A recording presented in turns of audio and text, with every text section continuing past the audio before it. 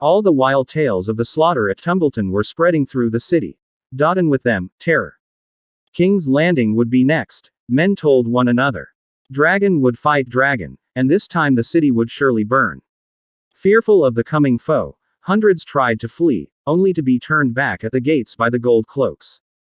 Trapped within the city walls, some sought shelter in deep cellars against the firestorm they feared was coming, whilst others turned to prayer, to drink, and the pleasures to be found between a woman's thighs.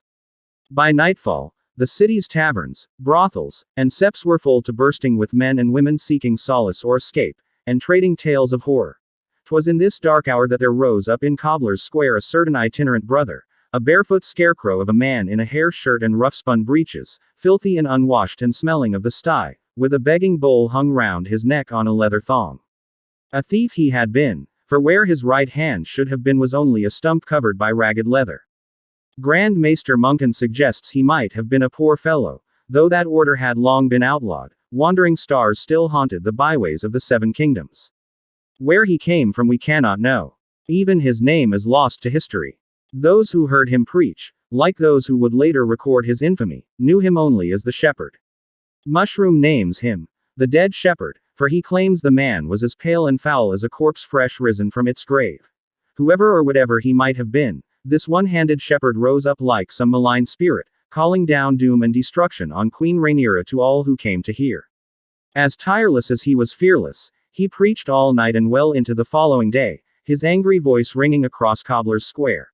Dragons were unnatural creatures, the shepherd declared, demons summoned from the pits of the seven hells by the fell sorceries of Valyria, that vile cesspit where brother lay with sister and mother with son, where men rode demons into battle whilst their women spread their legs for dogs. The Targaryens had escaped the doom, fleeing across the seas to Dragonstone, but the gods are not mocked, and now a second doom was at hand. The false king and the whore queen shall be cast down with all their works, and their demon beasts shall perish from the earth, the shepherd thundered. All those who stood with them would die as well. Only by cleansing King's Landing of dragons and their masters could Westeros hope to avoid the fate of Valyria. Each hour his crowds grew. A dozen listeners became a score and then 100, and by break of dawn thousands were crowding into the square, shoving and pushing as they strained to hear. Many clutched torches, and by nightfall the shepherd stood amidst a ring of fire. Those who tried to shout him down were savaged by the crowd. Even the gold cloaks were driven off when 40 of them attempted to clear the square at spearpoint. A different sort of chaos reigned in Tumbleton, 60 leagues to the southwest. Whilst King's Landing quailed in terror, the foes they feared had yet to advance a foot toward the city, for King Aegon's loyalists found themselves leaderless, beset by division, conflict, and doubt. Ormond Hightower lay dead, along with his cousin Sir Brynden, the foremost knight of Aldtown.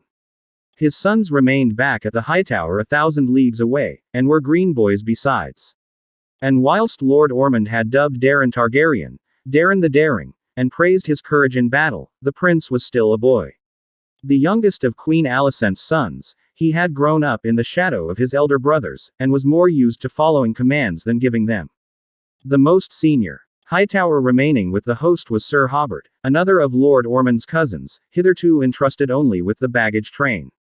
A man, as stout as he was slow, Hobart Hightower had lived 60 years without distinguishing himself, yet now he presumed to take command of the host by right of his kinship to Queen Alicent. Lord Onwyn Peake, Sir John Roxton the Bold, and Lord Owain Borney stepped forward as well. Lord Peake could boast descent from a long line of famous warriors, and had 100 knights and 900 men at arms beneath his banners. John Roxton was as feared for his black temper as for his black blade, the Valyrian steel sword called Orphan Maker. Lord Owain the Betrayer insisted that his cunning had won them Tumbleton, that only he could take King's Landing. None of the claimants was powerful and respected enough to curb the bloodlust and avarice of the common soldiers. Whilst they squabbled over precedence and plunder, their own men joined freely in the orgy of looting, rape, and destruction. The horrors of those days cannot be gainsaid. Seldom has any town or city in the history of the Seven Kingdoms been subject to as long or as cruel or as savage a sack as Tumbleton after the treasons. Without a strong lord to restrain them, even good men can turn to beasts. So was it here. Bands of soldiers wandered drunkenly through the streets, robbing every home and shop, and slaying any man who tried to stay their hands. Every woman was fair prey for their lust, even crones and little girls. Wealthy men were tortured unto death to force them to reveal where they had hidden their gold and gems. Babes were torn from their mothers' arms and impaled upon the points of spears. Holy septas were chased naked through the streets and raped, not by one man but by 100. Silent sisters were violated. Even the dead were not spared. Instead of being given honorable burial, their corpses were left to rot, fodder for carrion crows and wild dogs. Septon Eustace and Grand Maester Munkin both assert that Prince Darren was sickened by all he saw and commanded Sir Hobart Hightower to put a stop to it, but Hightower's efforts proved as ineffectual as the man himself. It is in the nature of smallfolk to follow where their lords lead, and Lord Ormond's would-be successors had themselves fallen victim to avarice, bloodlust, and pride. Bold John Roxton became enamored of the beautiful Lady Shares Footley, the wife of the Lord of Tumbleton, and claimed her as a prize of war. When her lord husband protested, Sir John cut him nigh in two with orphan maker, saying, "She can make widows too," as he tore the gown from the weeping Lady Shares. Only 2 days later, Lord Peake and Lord Borny argued bitterly at a war council, until Peake drew his dagger and stabbed Borny through the eye, declaring, "Once a turncloak, ever a turncloak," as Prince Darren and Sir Hobart looked on, horror-struck. Yet the worst crimes were those committed by the two betrayers, the base-born dragon riders Hugh Hammer and Ulf White. Sir Ulf gave himself over entirely to drunkenness, drowning himself in wine and flesh. Mushroom says he raped 3 maidens every night. Those who failed to please were fed to his dragon. The knighthood that Queen Rhaenyra had conferred on him did not suffice. Nor was he surfeit when Prince Darren named him Lord of Bitterbridge. White had a greater prize in mind. He desired no less a seat than Highgarden, declaring that the Tyrells had played no part in the dance, and therefore should be attainted as traitors. Sir Ulf's ambitions must be accounted modest when compared to those of his fellow turncloak, Hugh Hammer. The son of a common blacksmith, Hammer was a huge man, with hands so strong that he was said to be able to twist steel bars into torques. Though largely untrained in the art of war, his size and strength made him a fearsome foe. His weapon of choice was the warhammer, with which he delivered crushing, killing blows. In battle he rode Vermithor, once the mount of the old king himself. Of all the dragons in Westeros, only Vhagar was older or larger. For all these reasons, Lord Hammer, as he now styled himself, began to dream of crowns. "Why be a lord when you can be a king?" he told the men who began to gather round him. And talk was heard in camp of a prophecy of ancient days that said, "When the hammer shall fall upon the dragon, a new king shall arise, and none shall stand before him." Whence came these words remains a mystery, not from Hammer himself, who could neither read nor write, but within a few days every man at Tumbleton had heard them. Neither of the two betrayers seemed eager to help Prince Darren press an attack on King's Landing. They had a great host, and 3 dragons besides, yet the Queen had 3 dragons as well, as best they knew, and would have 5 once Prince Daemon returned with Nettles. Lord Peake preferred to delay any advance until Lord Baratheon could bring up his power from Storm's End to join them, whilst Sir Hobart wished to fall back to the Reach to replenish their fast-dwindling supplies. None seemed concerned that their army was shrinking every day, melting away like morning dew as more and more men deserted, stealing off for home and harvest with all the plunder they could carry. Long leagues to the north, in a castle overlooking the Bay of Crabs, another lord found himself sliding down a sword's edge as well. From King's Landing came a raven bearing the Queen's message to Manfred Mooden, Lord of Maidenpool. He was to deliver her the head of the bastard girl Nettles, who had been judged guilty of high treason. "No harm is to be done my lord husband, Prince Daemon of House Targaryen," her grace commanded. "Send him back to me when the deed is done, for we have urgent need of him." Maester Norrin, keeper of the Chronicles of Maidenpool, says that when his lordship read the Queen's letter he was so shaken that he lost his voice. Nor did it return to him until he had drunk 3 cups of wine. Thereupon Lord Mooden sent for the captain of his guard, his brother, and his champion, Sir Florian Greysteel. He bade his maester to remain as well. When all had assembled, he read to them the letter and asked them for their counsel. "This thing is easily done," said the captain of his guard. "The prince sleeps beside her, but he has grown old. 3 men should be enough to subdue him should he try to interfere, but I will take 6 to be certain." "Does my lord wish this done tonight?" "6 men or 60, he is still Daemon Targaryen," Lord Mooden's brother objected. "A sleeping draught in his evening wine would be the wiser course." Let him wake to find her dead. The girl is but a child, however foul her treasons, said Sir Florian, that old knight, grey and grizzled and stern. The old king would never have asked this of any man of honor. These are foul times, Lord Mudden said, and it is a foul choice this queen has given me. The girl is a guest beneath my roof. If I obey, Maidenpool shall be forever cursed. If I refuse, we shall be attainted and destroyed. To which his brother answered, it may be we shall be destroyed whatever choice we make. The prince is more than fond of this brown child, and his dragon is close at hand. A wise lord would kill them both, lest the prince burn Maidenpool in his wrath. The queen has forbidden any harm to come to him, Lord Mudden reminded them, and murdering 2 guests in their beds is twice as foul as murdering 1. I should be doubly cursed. Thereupon he sighed and said, would that I had never read this letter. And up spoke Maester Norrin, saying, mayhaps you never did. What was said after that the chronicles of Maidenpool do not tell us. All we know is that the maester, a young man of 22, found Prince Daemon and the girl Nettles at their supper that night, and showed them the queen's letter. Weary after a long day of fruitless flight, they were sharing a simple meal of boiled beef and beets when I entered, talking softly with each other, of what I cannot say. The prince greeted me politely, but as he read I saw the joy go from his eyes, and a sadness descended upon him, like a weight too heavy to be borne. When the girl asked what was in the letter, he said, a queen's words, a whore's work. Then he drew his sword and asked if Lord Mudden's men were waiting outside to take them captive. I came alone, I told him, then forswore myself, declaring falsely that neither his lordship nor any other man of Maidenpool knew what was written on the parchment. Forgive me, my prince, I said. I have broken my maester's vows. Prince Daemon sheathed his sword, saying, you are a bad maester, but a good man, after which he bade me leave them, commanding me to speak no word of this to Lord nor love until the morrow. How the prince and his bastard girl spent their last night beneath Lord Mudden's roof is not recorded, but as dawn broke they appeared together in the yard, and Prince Daemon helped Nettles saddle Sheepstealer one last time.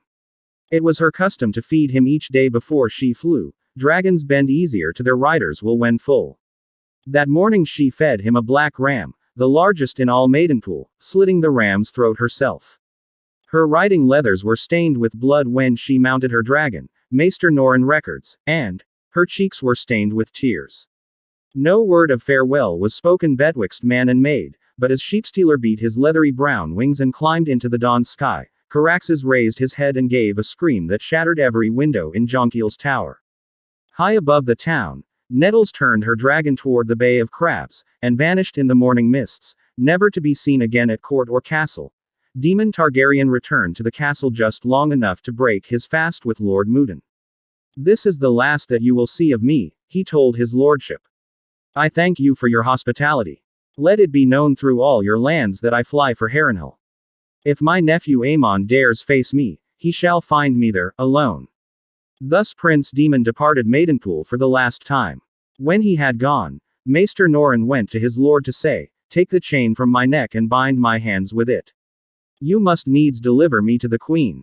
When I gave warning to a traitor and allowed her to escape, I became a traitor as well. Lord Mudden refused. Keep your chain, his lordship said. We are all traitors here. And that night, Queen Rhaenyra's quartered banners were taken down from where they flew above the gates of Maidenpool, and the golden dragons of King Aegon II raised in their stead. No banners flew above the blackened towers and ruined keeps of Harrenhal when Prince Daemon descended from the sky to claim the castle for his own. A few squatters had found shelter in the castle's deep vaults and undercellars, but the sound of Caraxes's wings sent them fleeing. When the last of them was gone, Daemon Targaryen walked the cavernous halls of Harren's seat alone, with no companion but his dragon. Each night at dusk he slashed the heart tree in the godswood to mark the passing of another day. 13 marks can be seen upon that weirwood still, old wounds, deep and dark, yet the lords who have ruled Harrenhal since Daemon's day say they bleed afresh every spring. On the 14th day of the prince's vigil, a shadow swept over the castle, blacker than any passing cloud.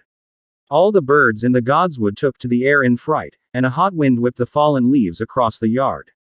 Vhagar had come at last, and on her back rode the one-eyed Prince Aemon Targaryen, clad in night-black armor chased with gold. He had not come alone. Ali's rivers flew with him, her long hair streaming black behind her, her belly swollen with child. Prince Aemon circled twice about the towers of Harrenhal, then brought Vhagar down in the outer ward, with Caraxes 100 yards away. The dragons glared balefully at each other, and Caraxes spread his wings and hissed, flames dancing across his teeth. The prince helped his woman down from Vhagar's back, then turned to face his uncle. "Nuncle, I hear you have been seeking us." "Only you," Daemon replied. "Who told you where to find me?" "My lady," Aemond answered. "She saw you in a storm cloud, in a mountain pool at dusk, in the fire we lit to cook our suppers. She sees much and more, my allies. You were a fool to come alone." "Were I not alone, you would not have come," said Daemon. "Yet you are, and here I am. You have lived too long, nuncle." "On that much we agree," Daemon replied.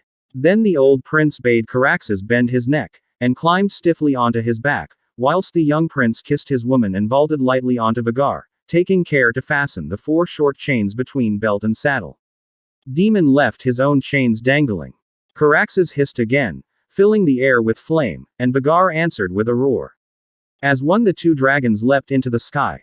Prince Daemon took Caraxes up swiftly, lashing him with a steel-tipped whip until they disappeared into a bank of clouds. Vhagar, older and much the larger, was also slower, made ponderous by her very size, and ascended more gradually, in ever-widening circles that took her and her rider out over the waters of the God's Eye. The hour was late, the sun was close to setting, and the lake was calm, its surface glimmering like a sheet of beaten copper. Up and up she soared, searching for Caraxes as Ali's rivers watched from atop Kingspire Tower in Harrenhal below. The attack came sudden as a thunderbolt. Caraxes dove down upon Vhagar with a piercing shriek that was heard a dozen miles away, cloaked by the glare of the setting sun on Prince Aemon's blind side. The blood wyrm slammed into the older dragon with terrible force. Their roars echoed across the God's Eye as the 2 grappled and tore at one another, dark against a blood-red sky.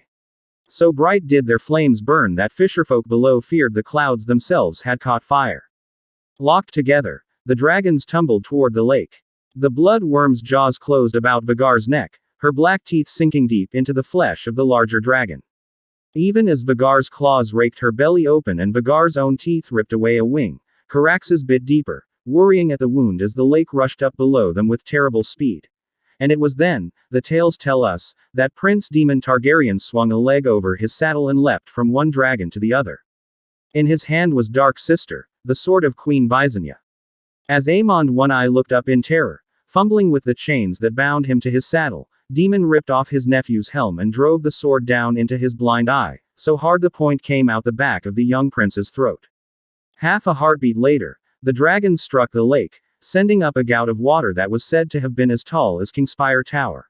Neither man nor dragon could have survived such an impact, the fisherfolk who saw it said. Nor did they. Caraxes lived long enough to crawl back onto the land. Gutted, with one wing torn from his body and the waters of the lake smoking about him, the blood wyrm found the strength to drag himself onto the lakeshore, expiring beneath the walls of Harrenhal. Vhagar's carcass plunged to the lake floor, the hot blood from the gaping wound in her neck bringing the water to a boil over her last resting place. When she was found some years later, after the end of the Dance of the Dragons, Prince Aemon's armored bones remained chained to her saddle, with Dark Sister thrust hilt deep through his eye socket. That Prince Daemon died as well we cannot doubt. His remains were never found, but there are queer currents in that lake, and hungry fish as well. The singers tell us that the old prince survived the fall and afterward made his way back to the girl Nettles, to spend the remainder of his days at her side. Such stories make for charming songs, but poor history. Even Mushroom gives the tale no credence, nor shall we. It was upon the 22nd day of the 5th moon of the year 130 AC when the dragons danced and died above the God's Eye. Daemon Targaryen was 49 at his death, Prince Aemond had only turned 20. Vhagar, the greatest of the Targaryen dragons since the passing of Balerion the Black Dread, had counted 181 years upon the earth. Thus passed the last living creature from the days of Aegon's conquest, as dusk and darkness swallowed Black Heron's accursed seat. Yet so few were on hand to bear witness that it would be some time before word of Prince Daemon's last battle became widely known.